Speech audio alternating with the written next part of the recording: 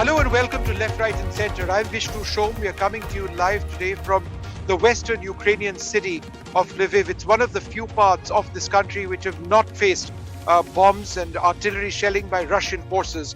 This on a day in which Russia has really stepped up its offensive very sadly in parts or across parts of this beautiful democratic nation. Today I'm going to be talking to Ukrainian nationals who are actually with me in the Lviv city center. I'm actually in the center of Lviv, and I can tell you that in as much as this city at this stage appears to be relatively normal, it is far from that. I spent an earlier part of this evening in a bomb shelter. I was in a shelter for children as well, and there are active preparations which were visible to me as I crossed the border after a great deal of difficulty from Poland into Ukraine. Every few kilometers, there are barricades which have been set up. Ukrainian forces are fully on the defensive over here, ready to take on any sort of offensive which comes to this city. And there is a sense, sadly, that this could in fact happen. It could just be a matter of time. So that's a couple of things that we are seeing over here at a time in which the French president has once again spoken to Vladimir Putin in a call for more than 90 minutes. And the message out of that sounds ominous. The message is the worst is perhaps yet to come as far as the Ukraine situation is concerned. As far as Indian students exiting Ukraine are concerned, approximately 18,000 students have thus far, and Indian nationals have thus far been able to actually exit, been able to leave this country. When I did actually cross over from Poland, I noticed very long lines of Ukrainian citizens trying to cross over into Poland. It is very, very difficult because it's very, very cold. But let me give you a sense of what's happening here. I've got three citizens of Ukraine, and they live in Lviv right now. I'd first get them to introduce themselves. What's your name? My name is Rostislav. And yours? Hi, my name is Stefania. My name is Sophia. And Sophia, why don't you first tell me, the last few days have been horrible. Could you tell us what you've been experiencing? Yes, it is.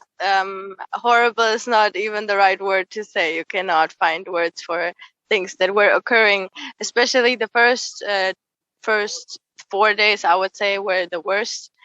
Currently, it got better in this city right now because the amount of refugees has declined.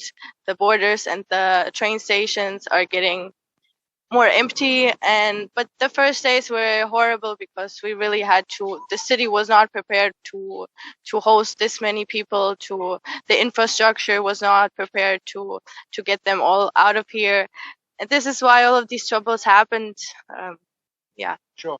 And we were walking around earlier on today, and we saw a shelter for children. We saw a bomb shelter as well. Everything seems normal over here, but it's not normal at all. It's like you said, it's not normal at all, and it just broke my heart to see people and actually asking where they were from. Like many of them came from the eastern parts, from Kharkiv, from Kiev, and they were even the lucky ones because now it's not even possible to leave those areas anymore.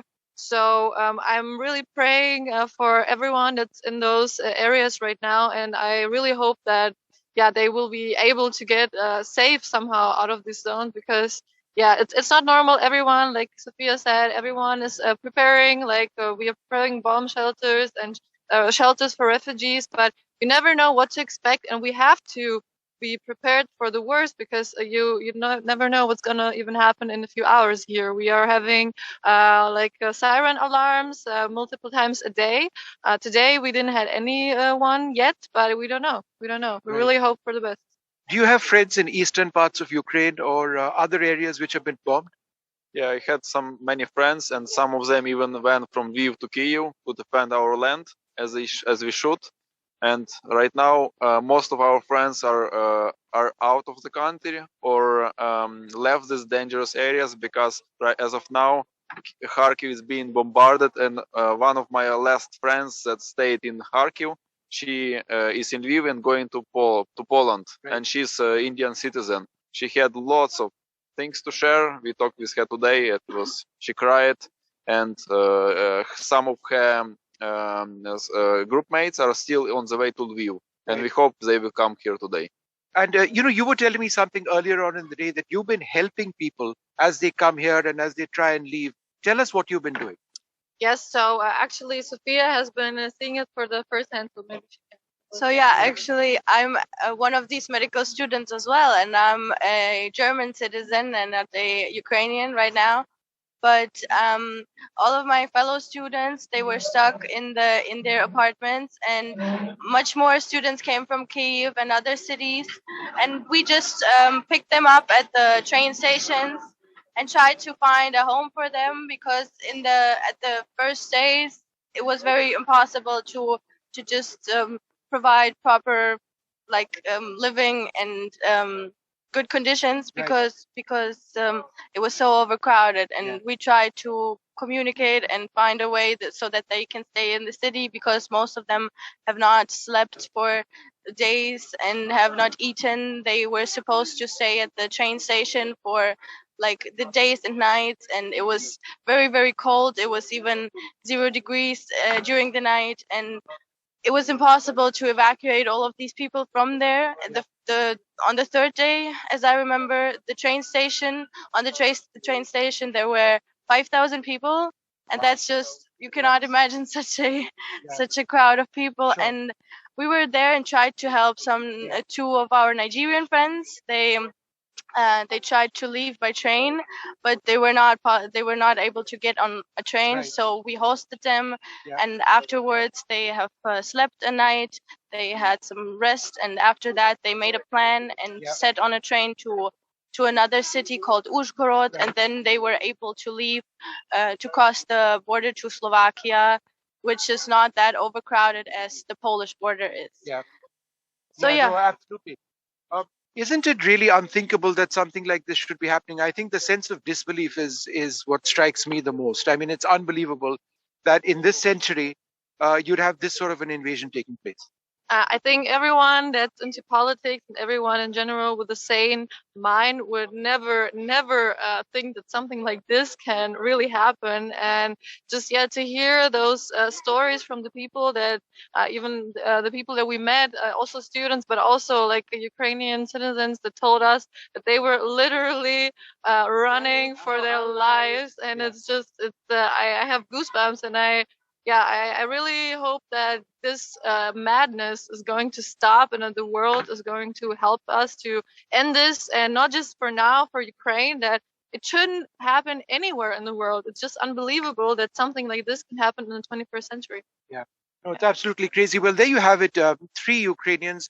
And I think the message is clear, and you'd all agree with me that as far as you're concerned, you will keep fighting for your country. I mean, there's We no will question of a walkover or anything of No. that. We will keep fighting. And actually, the Russians, they did something they did well. They make Ukrainians unite. Right. Okay, they make us unite, right, guys? They are united stronger than And- ever. And it helps us to stay our ground, and we will stay. But the main thing that we need to solve is to close the air, okay, from their bombardment and shelters. Because let's say Kharkiv, the student city, is heavily bombarded, and they want to make it ruin or something like this. Like it. So, well, I'd like to thank all of you very much for speaking to me. So that's the situation over here in the western city of Lviv. But I think in talking to the three of them over here, it's quite clear that there is a sense of resilience, there's a sense of real hope amidst that disbelief which they've spoken about. But joining me now, Jyoti Hire, she joins me from Kiev, where she's been reporting very bravely for the last several days for us.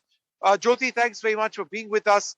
Is the situation in Kiev changing for the worse, unfortunately?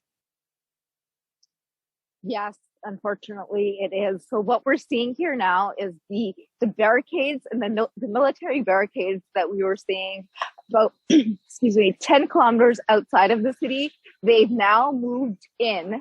You can see some of the, let's see here, the sandbags here.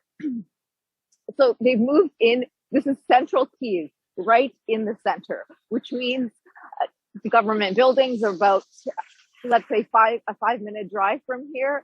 So preparations seem to be underway on the west side of the city, the east side of the city, the north side of the city. All of the barriers have moved in tighter and closer to protect the buildings here. So this is clearly a sign that the government believes that the next step for Russian President Vladimir Putin is entering Kyiv. Right. And could you tell us a little bit about how the attacks in Kiev have been continuing, how they've been intensifying, and how there's a sense that it's going to be a siege of the big Ukrainian cities, which is, obviously a huge concern? That's exactly what it sounds like. Starting from day 1 to day 8, there's been an incremental change in the number of explosions, gunfire to today, overnight. Last night, we heard 4 explosions after 4 a.m. And that was the first time we heard them right into the morning, louder. It's believed one of them hit a military infrastructure base just very close into the center of Kyiv. So it seems to be intensifying. And, as we've heard from the beginning, Kyiv is the crown jewel for the Russian president. So what we're seeing now is a slow move. We've got that 30-kilometer long convoy just sitting right out of the city, menacingly. Just the citizens here don't know what's next. How many minutes, how many hours later we're going to see it come in and just take over the streets. So it's just a precarious situation right now. I can imagine. And Jyoti, as we've been telling you every day, thank you so much for reporting so fearlessly, and do stay safe yourself. I'm joined at this stage by Inna Sovsun. She's a Ukrainian MP. I'm also joined by Hanna Lyubakova. She's a journalist who joins us from Minsk. Inna Sovsun, let me come to you first. Is there a sense that in the last 48 hours or so, Russian forces are now actively targeting civilian areas? Is that your big worry? Because initially they claimed that they weren't doing that, but is that the big worry now, civilian areas? Well, when they were claiming that they're not targeting civilian areas, they were just lying. And I think at this point of time, it is just obvious to everyone that they were lying when they were saying they're not targeting civilian targets. They did hit an orphanage close to Kiev the second day of war. They did hit a kindergarten the first day of war, which are clearly not military targets, but civilian initially. There were also many civilian casualties from those infiltrators groups just walking past around the cities, which would just start randomly shooting at people. And there was a casualty, a small girl of 6 who was killed with an infiltrator who just started shooting indiscriminately on the streets of Kiev. So I think the whole world needs to understand that Putin was simply lying when he was saying that they're not targeting civilians. But I think now everyone just can see that, particularly in my native city of Kharkiv, which is 2 million people city. Most of them are now sitting in shelters, in bunkers for 3 nights. And they're hating Putin so much. They're just asking for the Ukrainian army to stand up, and they're asking for the West to help establish a no-fly zone so that those terrible... Absolutely. Ina, just give me half a second. I wanted to go across to Hanna at this stage. Hanna, the situation with Belarus is so tentative. The fact that you've had an attack happening on a sovereign nation from your territory, where exactly does this leave Belarus internationally? Is that a big worry? It is a big worry. It's actually, firstly, the war is a big tragedy for Ukrainians for obvious reasons, but it also is tragedy for Belarusians because nobody in Belarus wants a war. Nobody in Belarus supports the Russian invasion on Ukraine. And I want to be clear that there should be a division between the people of Belarus and what the regime does. What are we having now? We are having an international response on Russia, but also on the regime in Belarus. There are sanctions. Sanctions have been increased, have become stronger, and we would see in the next days that these sanctions would only escalate against the regime. There are conversations about Belarus being excluded from SWIFT in the same way as Russian banks have been excluded. So we would see more and more isolation, political, economic isolation of Belarus from the international community, the international global economy, and the world, which is very dangerous for the people.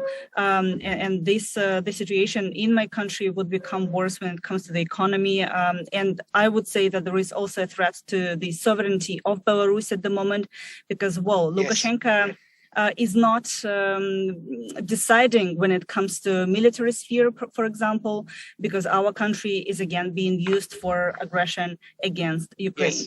Yes. Inna Sovsun, I just wanted to ask you, what about the peace talks, peace process? The first round took place, but at the same time, they were attacking targets in Ukraine. Is there any hope of any talks moving in any positive direction at this stage? Well, just before I start answering that question, I just noticed in your news line over here claims that one of the news lines over here that Russia is helping to evacuate people from Kharkiv. I just want to say that is a blatant lie by the Russians. Russians are not evacuating anyone from Kharkiv, and trust me, I'm in touch with so many people in my native city. Not a single one of them would want to be evacuated to Kharkiv. They hate from Kharkiv to Russia. They just hate Russia and Putin so much. They just want them out of the country. So this India claiming that Russia is helping to evacuate people from Kharkiv is just, well, Russia is lying. So please do not believe any word they're saying about that. About the talks, that's an interesting point. And let's dwell on that point, Ina. You believe that any message from Russia that they are willing to help Indians evacuate from Kharkiv cannot be trusted? Well, they are being run by a crazy guy on the top who has been hiding in a bunker somewhere in the middle of nowhere in Russia, who has taken no public responsibility for killing thousands of civilians in Ukraine. So whenever he is claiming that he is helping with someone, just be cautious with what he is saying, because he's just unable for any humane feelings at this point whatsoever. So I will get back to the question of the talks, because I would like to say that I do have hope, but frankly speaking, I do not, because the situation is like this. The Russians want us dead, and we want to stay alive. There's very little middle ground between that. You can either be dead or alive. So unless the Russians agree to withdraw from Ukrainian territory 100%, that's all what we're asking for, and we would not agree to anything less, particularly after what has happened to our cities and villages for the past week. So I do want to hope, but the hope is very slim that the Russians will withdraw. Well, in fact, there's a lot of hope in the city of Lviv, where I'm reporting from right now. I'm coming to you live. And I can see the sense of wanting to face this future bravely, people sort of talking and saying that they're ready to resist for as long as it takes. It really does reflect the spirit of the Ukrainian people in the face of this unbelievable assault which has taken place on your democracy. Ina and Hannah, I'd like to thank you both very much for being with us. Now, there have been lots of views which have been coming in on coup as well. We've got a couple of those views on the screen at this juncture. A lot of comments, obviously, about the entire evacuation process of Indian nationals. And in fact, what I'm going to do now is talk a little bit about that, because I was in eastern Poland yesterday, where I happened to come across 200 odd Indian citizens evacuating on an Indian Air Force C-17. They evacuated, in fact, from Ukraine. They were just brought back from Poland on that aircraft, but they went through absolute hell. And these are the voices of students and other Indian nationals who had to walk dozens of kilometers in extreme cold as shelling was taking place. It was a completely hopeless situation. Thank heavens that they're now back home safely. As many as 18,000 of the 20,000 approximate Indian nationals who reside or did reside in this country, Ukraine, are now back home. Well, as we enter eastern Poland and we're on our way to Ukraine itself, we've come across several Indian students finally on their way out. Many of these students have been greatly distressed over the last couple of days. They join us now to tell us about their experiences. What's your name? My name is Arpit Rai. And Arpit, where have you been trying to come from? Actually, I'm from Ternopil, but I was stuck in Kyiv.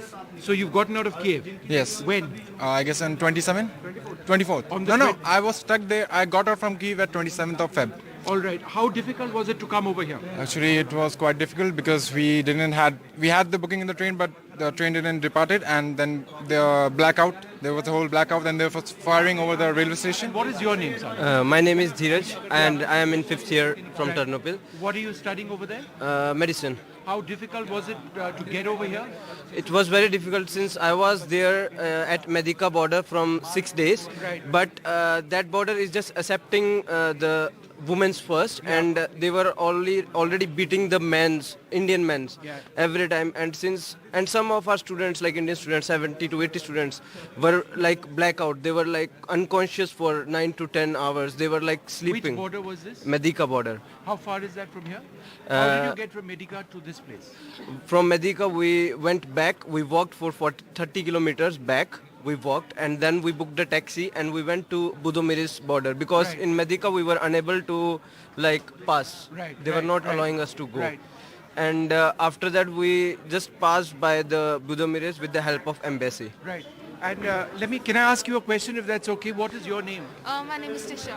And you must be relieved to be going home. Yeah, sure. The last few days must have been very frightening for you. Yes. Could you tell us a little bit about it? I passed Ukraine from Meduka border as I was with him only Where were you studying? at Chernobyl National University. Right. And did you see a lot of the fighting or hear it or? Yes. One night, describe? Yeah. one night I spent in bunker, and the next day we decided to leave for border to cross Ukraine. Then I spent 3 nights and 2 days at the border. After facing lot of trouble, like as he said, women were allowed to pass, so they let us pass the border. Eventually we crossed the border and entered into Poland, and then there was an NGO who helped us, and then we came here, and Indian Embassy also helped us a lot. Yeah. Would somebody else, would one of you like to also speak? Hi, what is your name? I am Pragati. Pragati, where were you studying? Where have you come from? So I'm studying in Chernobyl National Medical University, and I'm How difficult was it in the last few days? So sir, it was extremely difficult because we have to cross the border by our feet, and also there were like queues for 30 to 35 kilometers, so we have to walk all that distance by our feet, and in like extremely cold situation. The temperature was around maybe -4, -5, and there were no shelters, no food, nothing. We just had to travel, and like we have to keep all our documents with us, with our laptops, because these are important things. Like we can't leave our books behind. Like, and these things are heavy, right?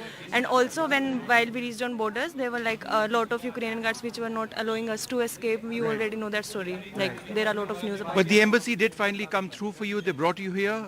When did that happen?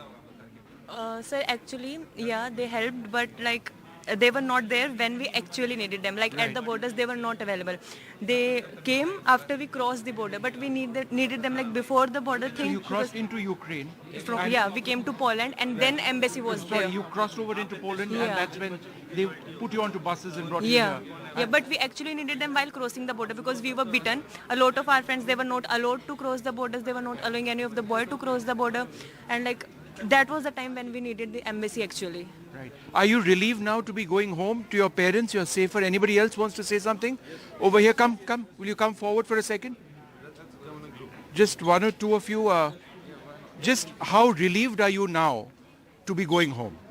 Now I'm relieved, but you know, it's like I'm alive, that's why I'm relieved. How close was it? How bad was it? We come here from Kharkiv, you know. Yeah. It When was- did you it- get here from Kharkiv? Today morning. Today morning, sir. I just crossed the Kharkiv border. was the worst affected place. Worst. How did you reach from Kharkiv to here? Oh, yes. We came from Kharkiv. It was really hard. We walked first 10 kilometers, 12 kilometers from the metro station to the Vokzal because we wasn't having taxi. Then after we came to the Vokzal, we hardly managed to get inside the platform. We got beaten up by the police officers, by the militants. They were allowing Ukrainian on the priority basis. Then after on the country priority basis, for example, of like different good countries, they wasn't allowing any Indians. I'm telling on And then after they allowed some girls, and then after they asked for the bribe. They asked for the $200 if you want to get a ticket on the For each person. for each person. Crazy. Right. And then after we said like at night we stayed on the platform. They said if you want to stay here, you also need to pay. And they were so drunk. They misbehaved. We hardly managed because I said like, okay, let us stay. In morning we'll go home. Kharkiv is actually the worst. As you know, today the government of India has said get out of there because they were given a few hours. Why and the people government were told didn't said this thing before? Before, sir. They could have given the advisory as the US government have given it. Like just like leave the other place. every countries, What other was the countries. point- Yeah. What was the point of? So you feel that the advisory came late? Very late. Very late. It's Several too days late. All right. Look, all of you are now very fortunate to be over here. It's warm over here. You're going. Is this an Indian Air Force plane you're going back on? It's that on a C-17. I saw it back over there. No, you were saying that one child unfortunately died. He was shot in Kharkiv. Did you know him? Yes, His he's our name senior. is Naveen. His name is Naveen. He's You from knew him Karnataka. personally? Yes, kind of. In one or two parties we all we are met. in. Yes, sir. Who knew Naveen over here? We met, I don't know him personally, but I met him like in university and I have known him like in person. And he died. Like I feel so bad. Maybe I would have been the instead of him. Anyone could be instead of him. No one, there was no advisory given by any Indian government, no advisory given by any authority. We took step on ourselves. We decided to move from that place. And how did you get here? I have explained to you. We walked to the metro. We hardly came to the platform. I stood and how up. long was the drive or the train from 18 Kharkiv? hours. 18 18 hours. hours. I can even show And you my know, leg. in You can train, see you the swelling. can't You even can move see the- on a you single can see the from a swelling. single place to other I place. have swelling on my legs still. Okay, all right. So as you can see, several voices of Indian students, they're all relieved to be going home. But their point is the last couple of days have been absolute hell for them. That they're lucky to be here with their lives. Hopefully this ordeal is now over for them. They get back to their safety of their homes. But for many more Indian students who are still stuck in Ukraine, this remains a real crisis. Vishnu Shom for NDTV. Well, a couple of days back on our program, we had a young Indian student who was in Ukraine then talking about the distress that she faced, the extreme problems that she went through. She's now back safely home and sent us this message. We'll leave you with this message on left, right and center. What is the situation where you are right now? So the situation is very critical here. We as an Indians don't know how to react because there is martial law applied here and we don't know what to do right now. I finally reached my hometown and I'm so thankful to Indian government, embassy and NDTV who helped me a lot in my difficult days. So I'm feeling so happy with my family that this means to me a lot. So thank you Indian embassy, thank you Indian government and NDTV for supporting me. I'm so thankful to all.